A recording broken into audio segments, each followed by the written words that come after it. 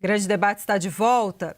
A revelação do áudio de Flávio Bolsonaro pedindo dinheiro para Daniel Worcaro, do Banco Master, para financiar o filme do pai, Jair Bolsonaro, levantou um debate sobre a corrupção entre direita e a esquerda. Governistas afirmam que o caso expõe contradições no discurso bolsonarista de combate à prática e cobram investigações mais profundas sobre a relação com o Banco Master. O ex-governador de Minas Gerais e pré-candidato à presidência da República, Romeu Zema, criticou Flávio, fazendo uma referência à prisão do presidente Lula em 2018 por corrupção e lavagem de dinheiro, condenação que já foi anulada. Zema disse que não adianta criticar Lula e o PT e fazer a mesma coisa. Vamos ver. Flávio Bolsonaro, ouvir você cobrando dinheiro do Worcaro é imperdoável. É um tapa na cara dos brasileiros de bem. Não adianta nada criticar as práticas de Lula e do PT e fazer a mesma coisa. É preciso ter credibilidade para mudar o Brasil. Agora vamos ao debate. Ana Amélia, começando contigo. Quem é melhor no combate à corrupção, a esquerda ou a direita? Débora, lá em 2013, quando a direita incorporou a camiseta da seleção brasileira, o verde e amarelo, e foi para a Praça dos Três Poderes fazer um grande movimento contra a corrupção. E, a partir disso, assumiu essa bandeira. A direita trabalhou intensamente, chegou ao impeachment da presidente Dilma Rousseff, José Eduardo foi advogado de defesa da ex-presidente, e aquilo transcorreu num processo tal que veio o Lava Jato, que todo o processo na sequência, provocado por uma ação da direita. Então, a direita incorporou ou assumiu esse combate à corrupção, embora, claro, quem governa está sujeito a entrar nesse processo. Agora ela precisa, a direita que assumiu essa bandeira, a dar testemunho claro na prática daquilo que a própria direita, as lideranças mais importantes, o Zema, o Caiado, o Zucco aqui no Rio Grande do Sul e demais líderes estão cobrando explicações imediatas, rápidas e convincentes. Isso é o mais importante. Convincentes as explicações. E é isso que tem que fazer. Porque se você não der explicação convincente, você está acabando se enrolando mais do que prestando um serviço. É isso que o eleitorado da direita, consciente, responsável, que não passa a mão na cabeça de coisa errada,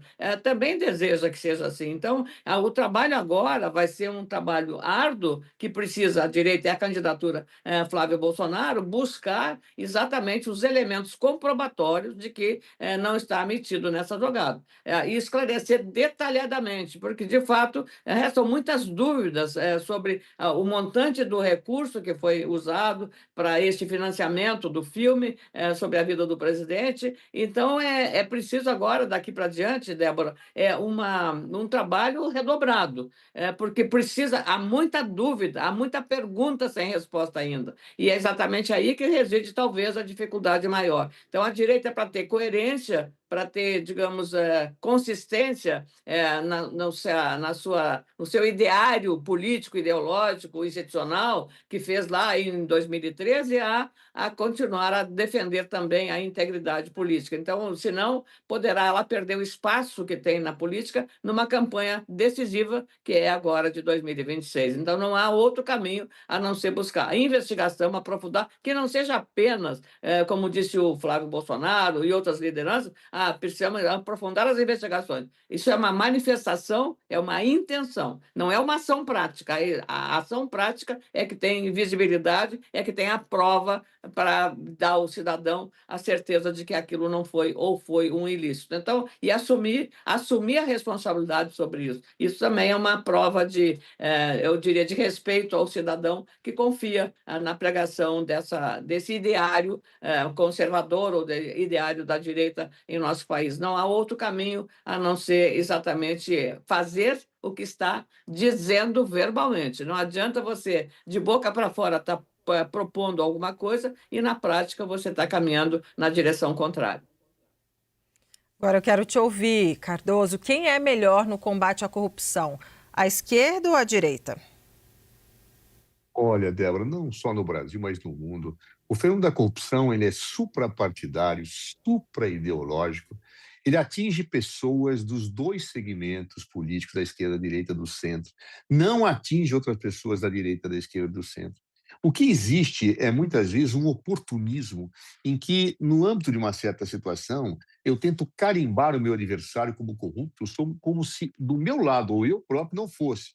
Isto é característico, a Lava Jato nos mostrou bem isso, ou seja, de que forma a corrupção de alguns foi utilizada como um ariete para carimbar todos de um espectro político injustamente, de uma generalização inaceitável.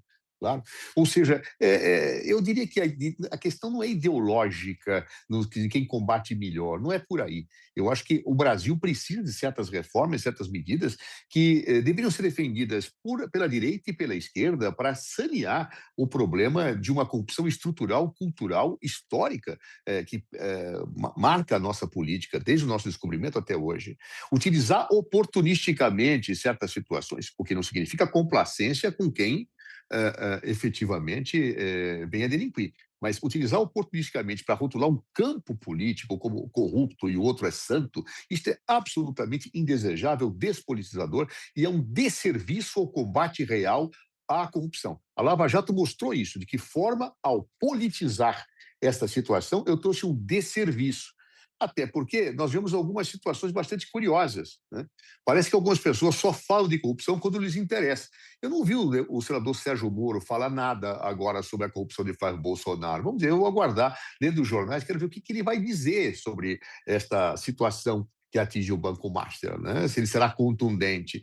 Tenho visto o Zema fala que quer ouvir explicações. Aliás, o Zema não conjuga bem o verbo ouvir, né? Nós já sabemos disso.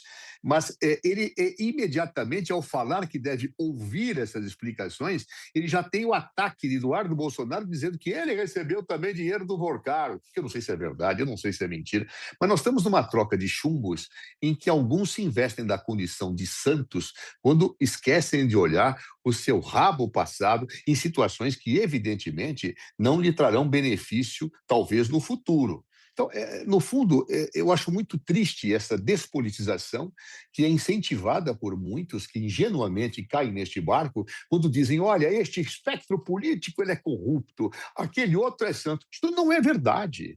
A história nos mostra que não é assim.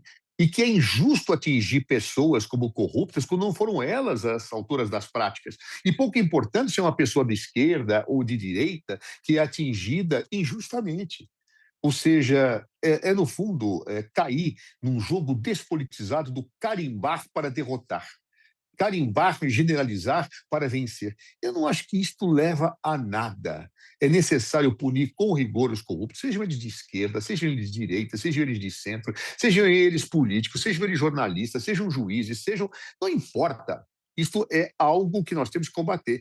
E combater através de políticas que não são, a meu ver, necessariamente pertencentes ou tendo o monopólio de um campo político. A reforma política, por exemplo, ela é necessária no Brasil para combater uma corrupção que é histórica.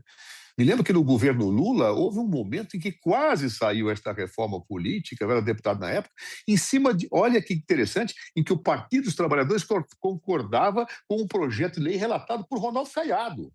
Ou seja, esse tipo de situação é algo que, infelizmente, no Brasil, a despolitização rotuladora do corrupto generalizado e injusta acaba impedindo. É triste ver isso, mas enquanto nós não percebemos que a corrupção é supra-ideológica e supra-partidária, talvez nós tenhamos sempre que amargar esse jogo em que se trabalha a ingenuidade de uns, dizendo que o corrupto é o outro, quando, na verdade, o meu espectro político também tem lá os seus problemas graves.